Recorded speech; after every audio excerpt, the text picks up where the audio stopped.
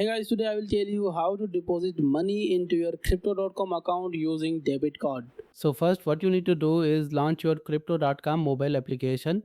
On the home page, select the buy option to begin the purchasing process. Choose the cryptocurrency you wish to purchase such as Ethereum.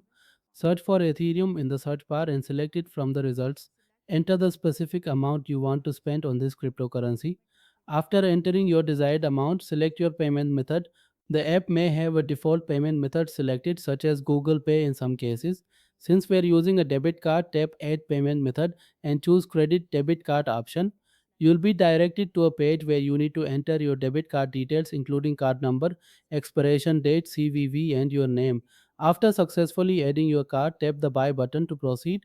On the next screen, confirm your transaction details before finalizing the purchase. This process completes your deposit of funds into crypto.com using your debit card, and that's how you deposit money into crypto.com using a debit card